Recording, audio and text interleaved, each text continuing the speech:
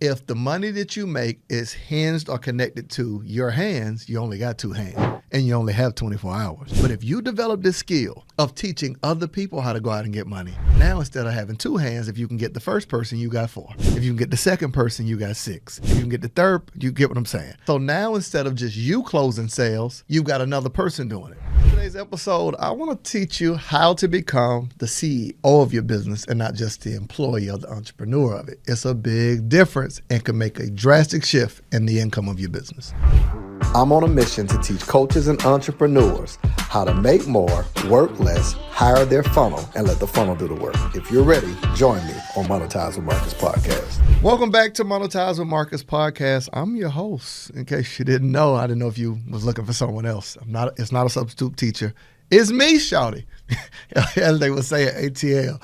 So in today's episode, I want to unpack how to become the CEO of your business and not just an employee or the entrepreneur of it. Now, what's the difference, right? There's these drastic difference in skill set. All of us started out as just an entrepreneur, a person with an idea, creativity, talent to build and start a company. Now, there are a few different character traits. I think it's important to know the difference between CEO and entrepreneur, right? And there's different types of entrepreneur. Like, I'm a creative entrepreneur. Like, what does that mean? There's an art form. I'm connected to the process, connected to the people. Now, there are some people that, from an entrepreneur standpoint, they just enjoy building businesses and exiting from them. There's no emotional attachment to what they built. They're not the artists of it. There's not this idea of, I want to be married to this. Like, for me, I couldn't see walking away from any of the businesses I've built. Right? I love it. I love the process. Now, I could see not doing the day-to-day of it and sitting above the business, making critical decisions about it. But there are certain entrepreneurs that they're not tied to it at all. They're building it to sell it. And there's nothing wrong with that. It's not a pro or a con or any of those things. But let me explain to you, there are different aspects and different talents. So when we talk about the skill set of an entrepreneur versus the skill set of a CEO, you got to embrace both in different parts of the journey. But as you get ready to scale a company and really see lasting results, you might have got into a business in your 20s and you're in your 40s and married. So now time has changed. What you want now is the same money, the same creativity, but you want more freedom to spend time with something else that is now rivaling the business you built, right? So the skill set of the entrepreneur that built the business is not the skill set of the CEO that will allow you to scale it and have life, family, and business. And you want all of it. So skill set of the the entrepreneur typically is to go out and get money. Right? Like you created something that people need that generates revenue from you. That's the entrepreneur. Whether you're an entrepreneur that loves to go and create new businesses, whether you know anything you think about, you're a serial entrepreneur, you can make it happen. You graduated from hustler to entrepreneur, from illegal to legal. You went from just like whatever you can get your hands on to sell to actually having an LLC or an S Corp. Like, it's structured now. You got a legit document, all right? You don't have to put it in nobody's name but your own. Okay. So the skill set of the entrepreneur initially is create something, go get money for it. That's it. Like create products, shirts, you name it, go and get money for it. Now the skill set of the CEO is a little different. Skill set of the CEO is not, the first thought is not create something, go out and get money. The skill set of the CEO is go out and get people who go get money. Oh, now that's crazy. That shift changes the game. Now, it's not that you stop getting money, but you realize if the money that you make is hinged or connected to your hands, you only got 2 hands and you only have 24 hours. You're only one person. But if you develop this skill of teaching other people how to go out and get money, now instead of having 2 hands, if you can get the first person, you got 4.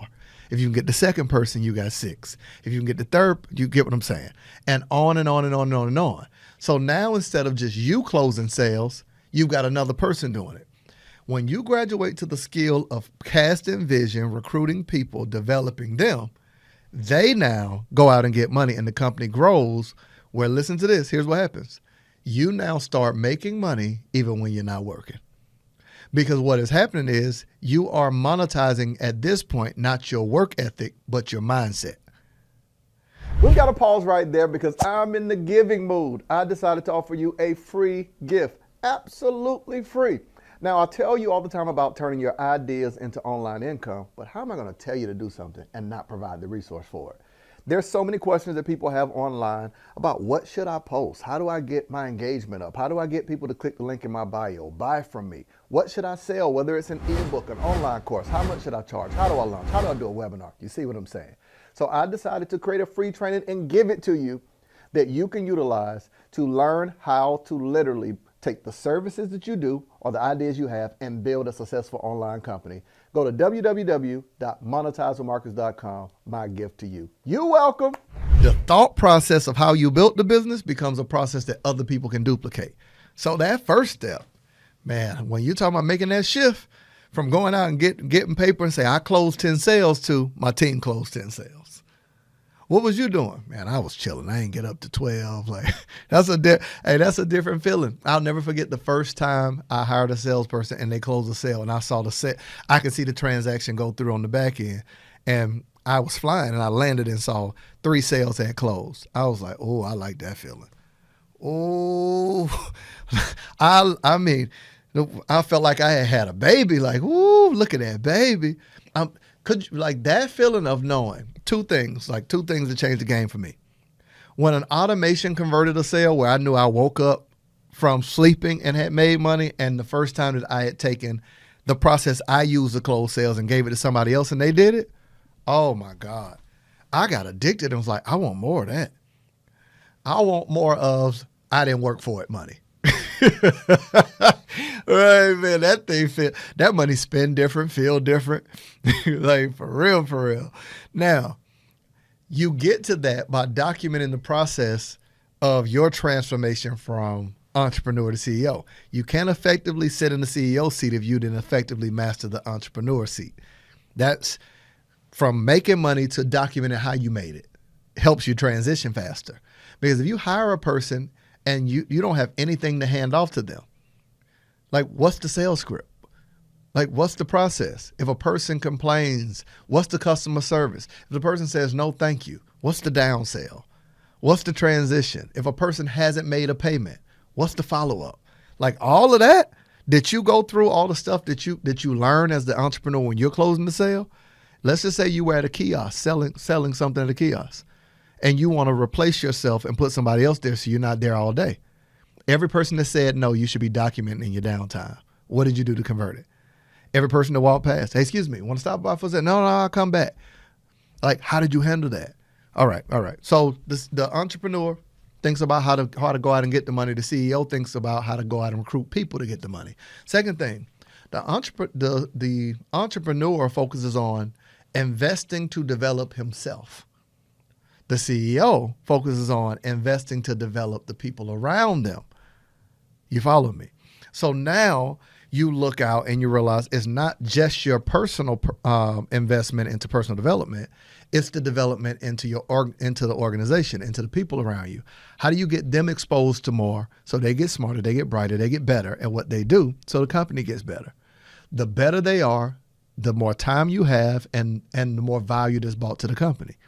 You don't want a person to just, at a certain point, you hire people and they manage your ideas. But at another point, you want to bring people in with their ideas where you can manage it into your structure. Man, that's a whole nother mindset where you like, oh, I never thought of that. If they can bring value of how you can do what you're already doing better, that's what you want. That's what you want. And you want to embrace both sides of yourself.